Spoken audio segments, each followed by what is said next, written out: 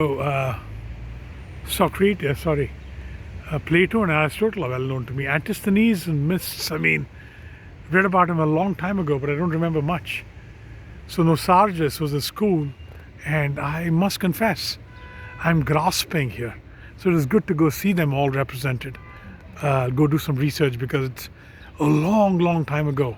I don't remember Antisthenes much. So that's something nice to look forward to, the research. Okay, we're going to get up now. The opposite side.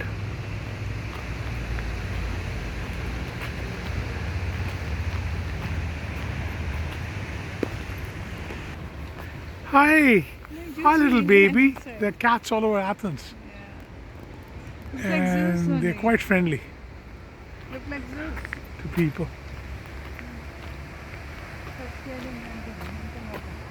I think that's Lycabettus, the other hillock in Athens. Acropolis is the first very well known one, and Lycabettus is opposite.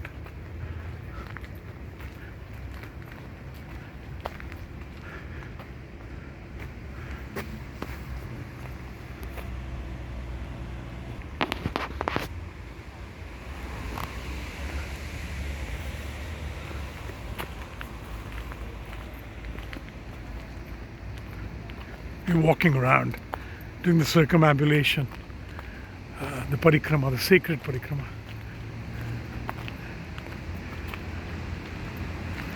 And I don't think there's a site that I've felt happier circumambulating than this one.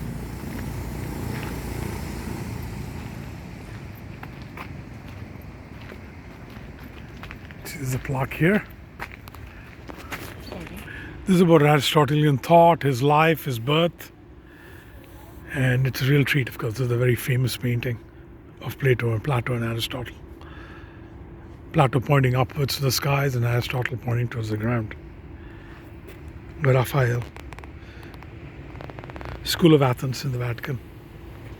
Various representations of Aristotle. And this blurb is very interesting, especially this one. This is so true, but it's not difficult to appreciate. It's overwhelming. This is one of the most significant places, most terrific places you can be for intellectual. Because you touch upon all aspects of the world, of the cosmos. And again, of course, had a great influence on latter Christianity, who really studied them in detail. Logic, morality, psychology, metaphysics, physics, cosmology, anatomy, philosophy, rhetorics, poetry. What has he not touched? What has Aristotle not done? Plus, he was the tutor for Alexander. It's interesting that this is so approachable. 2,300 and 2,400 years of history and intellectual history right here. And all one has to do is take a flight to Athens. Why aren't more people doing this? They should. They should. Okay, this is a pilgrimage, and one must look at it as such. Again, I'll go back to my old acrostic. 4 things are required for travel. You need interest. You need a modicum of money. You need health. And you need time. At various times of our life, one or more of these are available, but all 4 aren't. When you're younger, you don't have the money, but you got the time, you got the interest, and you got the health, but don't have the money, don't have the finances. A little bit older, you have the finances, you have the health, and you got the interest, but don't have the time, because you're so caught up in work and kids. And a little bit later, when you start getting older, you possibly have all 4 in conjunction, and that's when one has to travel. As you grow older, then health starts failing you, though interest, money, and time are all available. So it's a clarion call for everybody. It's a tocsin. Come out and see places, visit if you can.